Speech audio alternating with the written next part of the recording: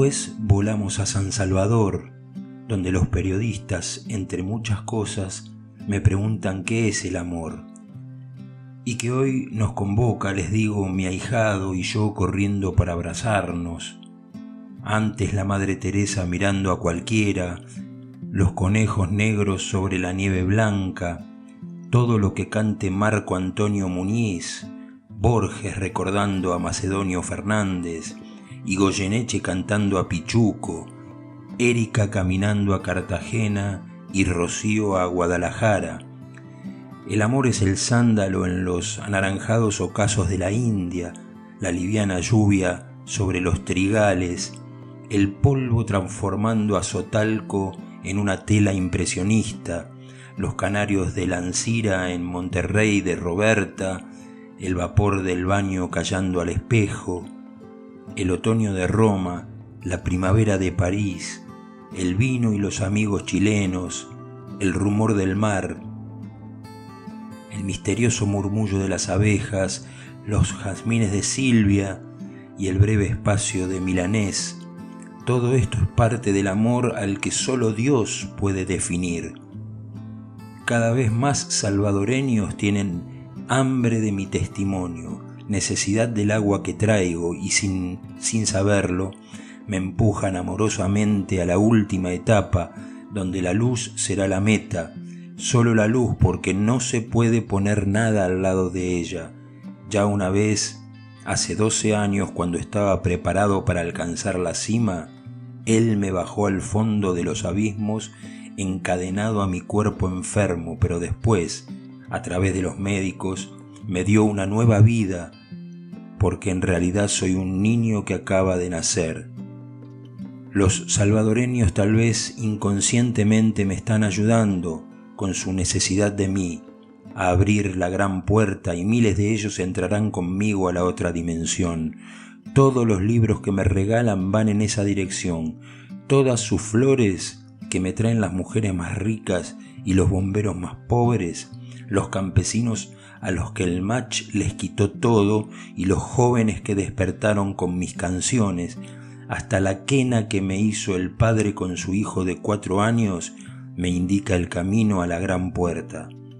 En El Salvador vuelvo a ser salvado y parece que ahora definitivamente, y me salvan para que los salve, a ellos, tan humildes que se creen pobres, ellos los mejores seres humanos del mundo, es decir, los más ricos, parte de esta reserva espiritual de la humanidad que es Latinoamérica, a donde vendrá el primer mundo a recuperar la salud perdida, y tengo derecho a hablar del mundo porque lo he caminado, hasta he seguido los pasos del apóstol Pablo por la cuenca mediterránea, hasta me detuve donde se detuvo, y hablando de Pablo, recuerdo los días en que escribí que lo había visto y escuchado en la meseta de Golán, maravillosa ventana de la Alta Galilea,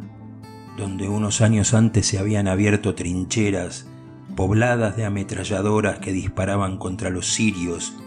la Galilea poblada de refugios de hormigón escondidos en los matorrales y alambradas de espinos, como la corona de Jesús, la sagrada Galilea ofendida por las minas, donde llegó a pelearse cuerpo a cuerpo la guerra de los 6 días. Recuerdo las noches en que pensé alto en el valle del Jordán, el del conmovedor encuentro en el amado río. Recuerdo a Cuneitra, pueblo de la frontera donde sospeché para qué había nacido. Recuerdo la nieve del monte Hermón, señoreando sobre un desierto siempre hirviendo, como una nube que bajaba del infierno a la tierra,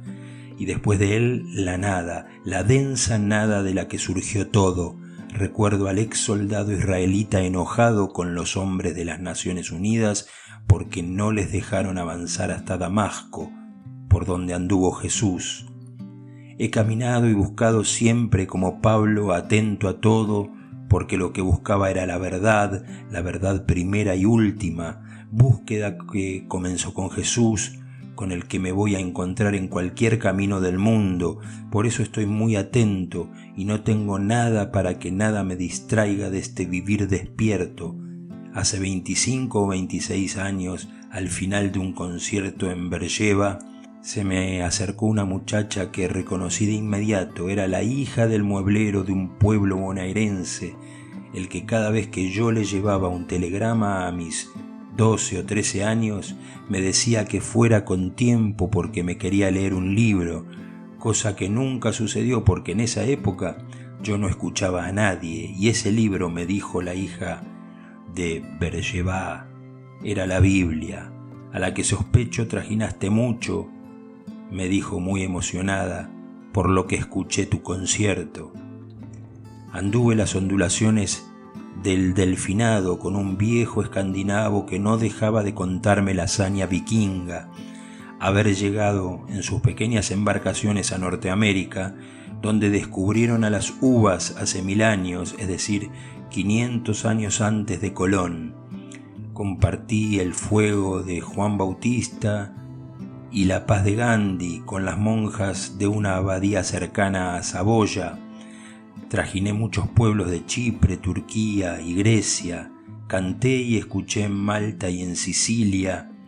en una lenta y maravillosa procesión, en un alegre peregrinaje que todavía no terminó. Recuerdo a los niños y a los asnos corriendo entre la multitud por las calles del ardiente Tarso turco, lleno de tiendas, imposible de asociar al de hace 2000 años, cuando las mezquitas suplantaron a los templos, las mezquinas de minaretes que parecen misiles. De aquella época solo una puerta evoca a los romanos y se llama Cleopatra, y cerca, en la ladera de una colina, los restos de un teatro antiguo, más algunas cabezas de mármol encantando el patio del Museo Municipal. Pero en los suburbios de calles estrechas hay casas antiguas que evocan los días de la niñez de Pablo,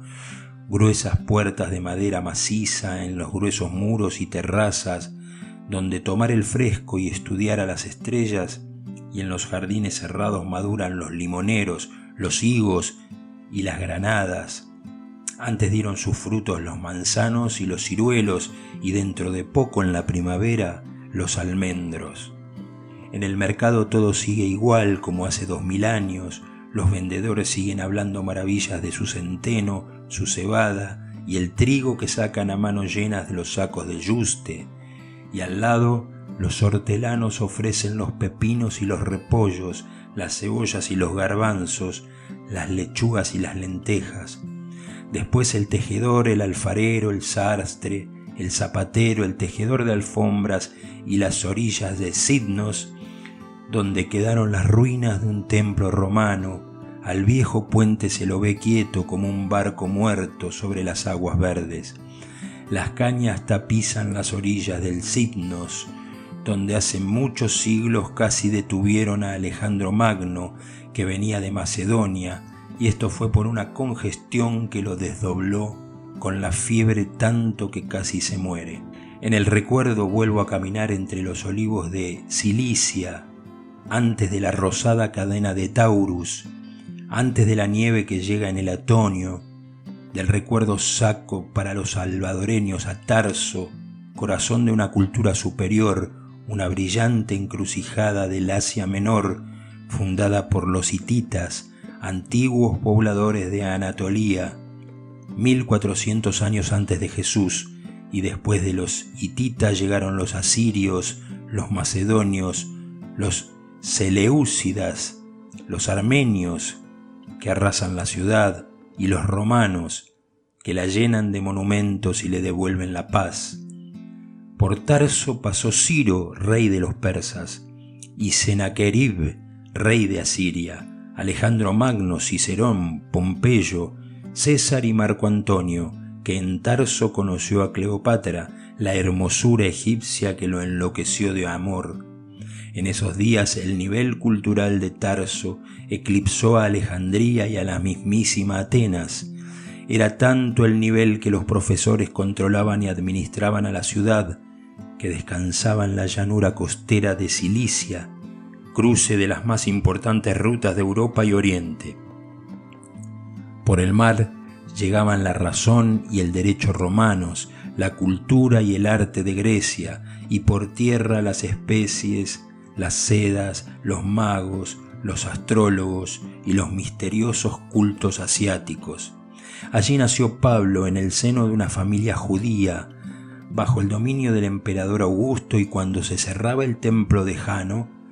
era la paz romana, más de 1000 años después de que Dios se revelara a Abraham, padre de judíos, cristianos y musulmanes. El padre de Pablo era tejedor con palos de cabra, y en su casa hablaban griego y arameo, que era la lengua popular de la Palestina. Seguramente conocían el latín y el hebreo, que era la lengua de la Biblia. La familia de Pablo eran fariseos, judíos separados en busca de la santidad, laicos que dentro de Israel buscaban lo ejemplar y para esto aplicaban la ley con todo rigor: la pureza, el descanso en el Sabbat, los 3 rezos del día y la lectura diaria de la Torá, que significa mostrar el camino a través de los 5 libros del Pentateuco, el libro de los libros que contiene toda la enseñanza de Moisés. Así comenzó el camino de Pablo hacia Jesús, aprovechando que Tarso estaba en permanente comunicación con Jerusalén, rodeado de judíos ortodoxos, los que jamás se sacan el sombrero por respeto a Dios. Los sacerdotes siguen vistiéndose a semejanza de Aarón, los que saben que la ley no admite cambios ni discusión. En estos días Pablo recitaba en voz alta a los poetas griegos, Menandro, Aratos, Epiménides, a los que debe haber conocido por Atenodoro, que andaba cerca, el que fuera preceptor de Augusto. En Pablo estuvieron siempre la diatriba estoica, la mayéutica socrática, es decir, el modo de pensar griego, aunque no pudieron contagiarle el amor a los deportes porque para él el cuerpo era solo un ciervo que lo llevaba de aquí para allá. A los 16 años, Pablo subió a Jerusalén 700 kilómetros de camino, entre olivos plateados y robles, entre cipreses y enebros, subida que se va despoblando de a poco, que se desnuda en homenaje a la ciudad sagrada, que aparece en un recodo del camino, como se nos aparece el Cotopaxi del Ecuador, como aparecen las canciones y el amor. Así se le apareció fortificada y entre montañas tan áridas como calientes, las 3 veces santa, la capital de la eternidad, el centro de la paz, aunque siempre ha vivido en guerra. La caliza con que fue construida se pone dorada al atardecer y después lentamente baja al púrpura, a veces violeta, la Jerusalén que ora debajo del cielo sin nubes, donde Salomón construyó el templo que muchos años después Josías declaró el centro del culto. Allí Pablo estudió a los pies de Gamaliel, que también era fariseo, el más importante doctor de la ley, hombre ante el que todos se inclinaban, que gustaba decir a sus discípulos: exceso de carne, exceso de gusanos, exceso de bien, exceso de tormento, exceso de mujeres, exceso de encantos, exceso de servicio, exceso de hurto, exceso de Torá, exceso de vida, exceso de estudio, exceso de prudencia, exceso de consejo, exceso de sagacidad, exceso de justicia, exceso de paz, adquirir buen nombre, adquirir para sí mismo palabras de la Torá, adquirir vida del mundo venidero, y nada como la música para retener las palabras, por eso la salmodia y los ritmos, o mover mientras se habla o escucha los 248 miembros del cuerpo, como aconseja un texto de los días de Abraham. Como Gamaliel, el Pablo que amaba a Homero entre el mundo espiritual, el Gamaliel que hablaba muchas lenguas pero prefería el arameo, la lengua de la revelación, la lengua para entablar diálogo con Dios. En esos días en Jerusalén había más de 400 sinagogas. En tiempos de Jesús, es decir, un poco antes, hubo más de 600 escuelas en la ciudad, y la ley oral era tan respetada como la escrita desde que Dios habló a Moisés, que oralmente pasó el mensaje a Josué, que se lo comunicó a los ancianos y a los profetas, que lo pusieron en los oídos de los sabios de la gran sinagoga. Uno de los rabinos enseñó a Pablo que el estudio intenso de la Torá conduce a la circunspección al cielo, al celo, el celo de la inocencia a la separación a la pureza al amor total de Dios, este amor a la humanidad y a la humildad a tener el pecado, a temerlo, el temor al pecado a la santidad al Espíritu Santo, el Espíritu Santo a la resurrección de los muertos, y por la resurrección se alcanza, como el profeta Elías,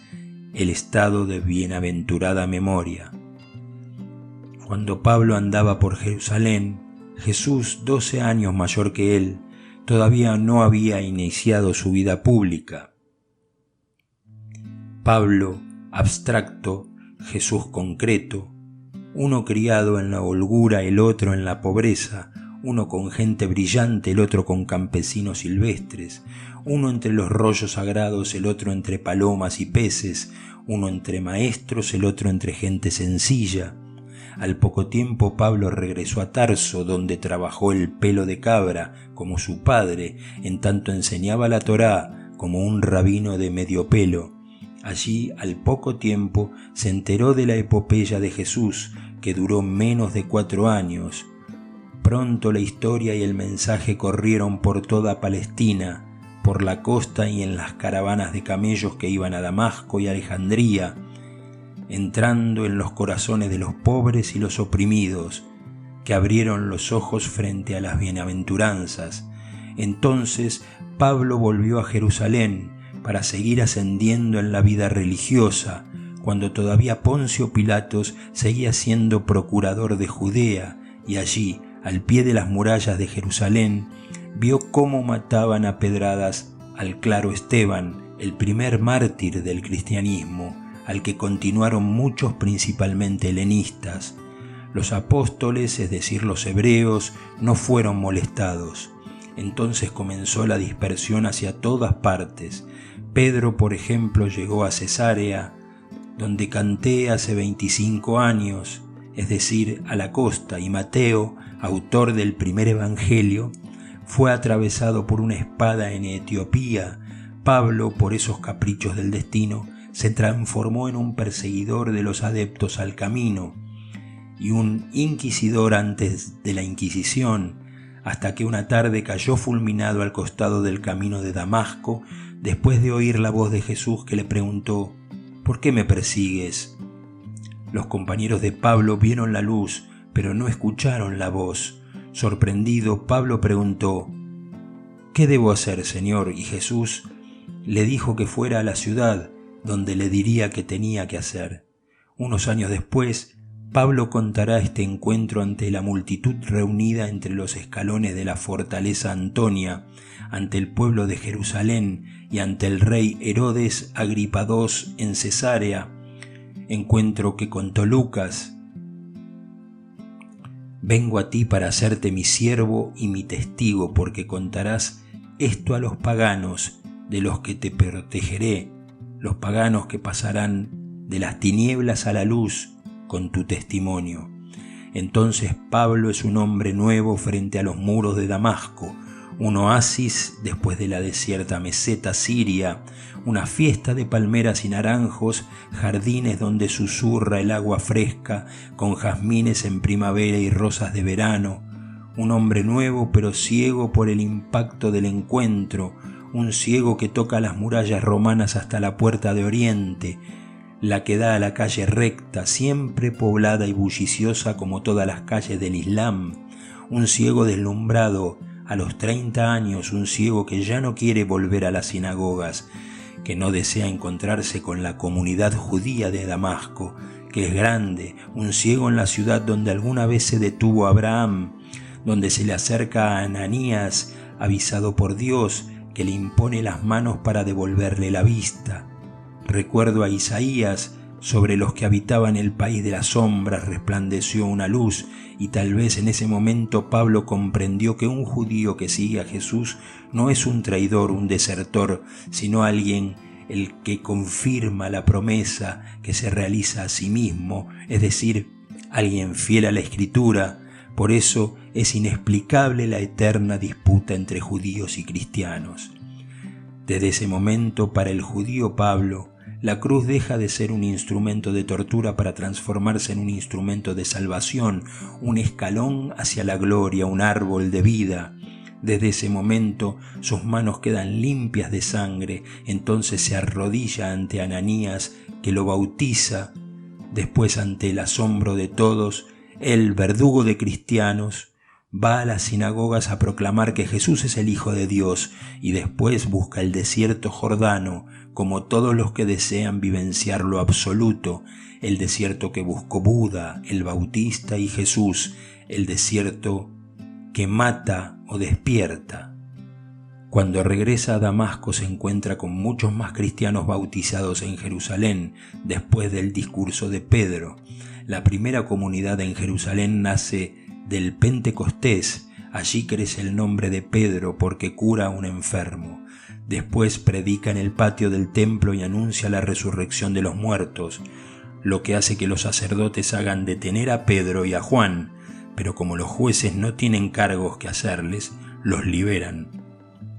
Y enseguida vuelven a predicar bajo los pórticos del Salomón, porque no pueden callar lo que vieron. Por eso los siguen persiguiendo, por eso terminan dando testimonio casi a escondidas en casas y plazoletas.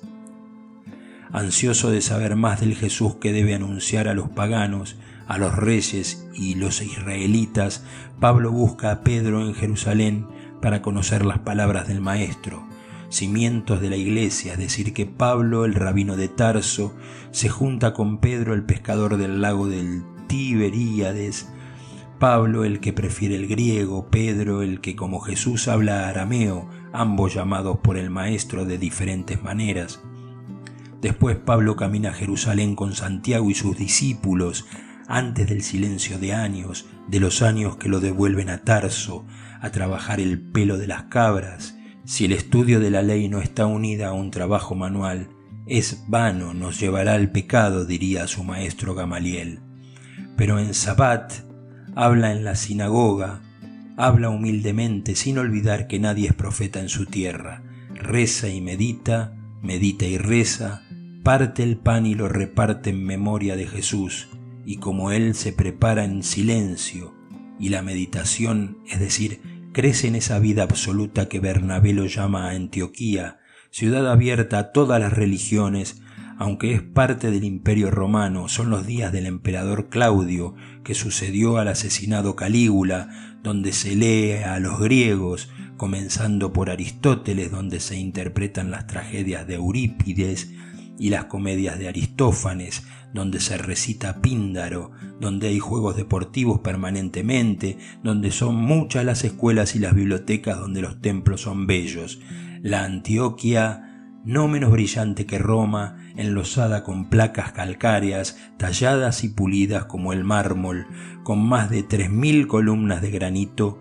con estatuas de bronce. En nuestros días los turcos la rebautizaron Ataquía y la poblaron de mezquitas. Ya no tienen murallas, ni bajorrelieves asirios, ni columnas, ni mosaicos, solo queda algo suntuoso en el museo.